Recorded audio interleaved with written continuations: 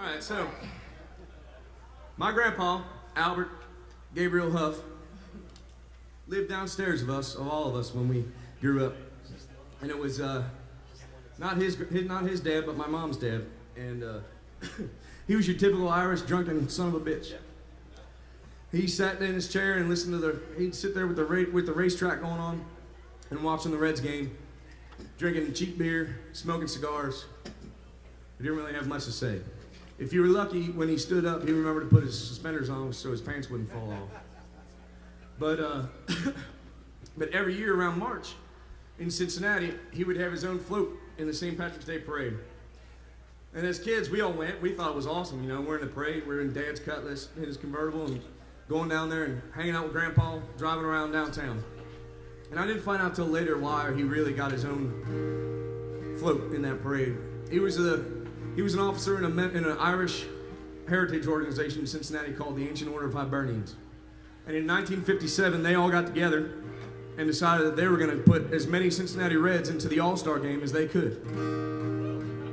So they printed out a whole bunch of pre-filled out ballots that had postage on them. All you had to do was sign your name and stick it in the mailbox. And they went out to the Cincinnati Enquirer, to the Delhi Press, to the Western Hills News, Price Hill Press, every newspaper you could find. If you got a newspaper, you got an All-Star ballot. But they went one step further, being the Irish drunken bastards that they were. And they went to all the local bars, the Crow's Nest, the Corner Pub, Sunset Lounge, all over the place. And they made deals with the bartenders saying nobody gets a drink until they sign the All-Star ballot. So that year in 1957, 7 of the 8 position players for the All-Star team were Cincinnati Reds. And that's why my grandpa got his own goddamn float. So this is a song about him.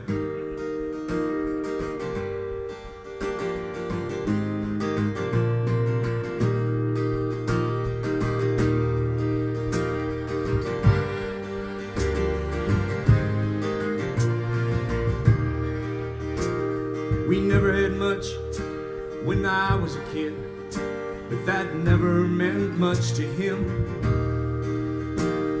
Saltines and sardines and cheap burger beer. Grandpa, how don't you know that's a sin? Grandpa, how don't you know that's a sin?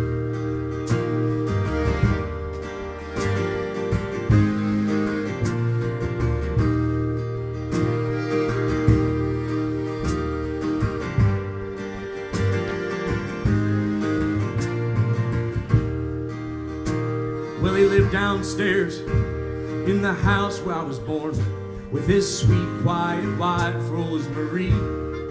And he'd smoke his cigar, saying, bring me a jar, and I'll give you some smoke for free. He would give you that smoke for free.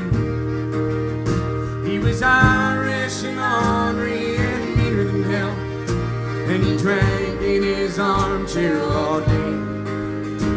When March came around, we would roll into town with the king of St. Paddy's parade.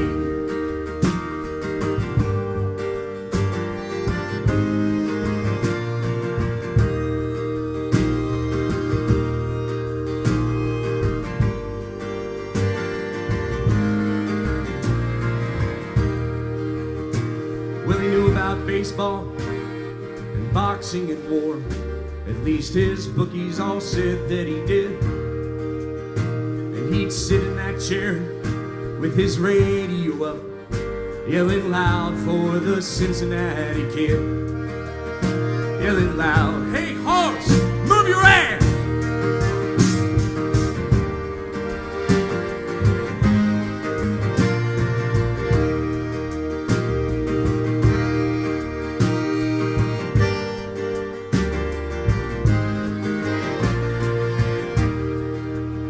And I learned to swallow my pride on the lower west side when he'd walk us from school those days.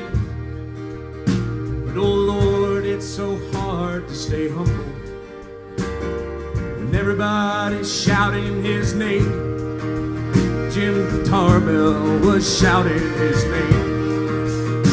He was Irish and ornery and near than hell, and he drank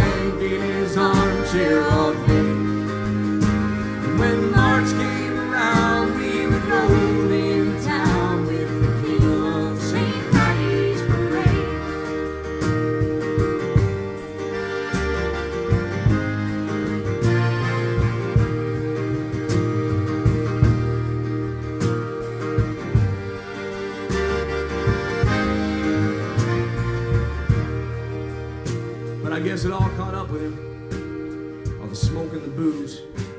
And they buried him right down the street. But I took what I learned, and a profit was turned, selling drinks for a quarter a piece. Sold drinks for a quarter a piece. He was Irish and ornery and bigger than hell, and he drank in his armchair all day. When March came around, we would roll into town with the king of St. Paddy's parade. He was Irish and ornery and bigger than hell, and he drank in his armchair all day. When March came around, we would roll into town with the king of St. Paddy's parade. He was the king of St. Paddy's parade.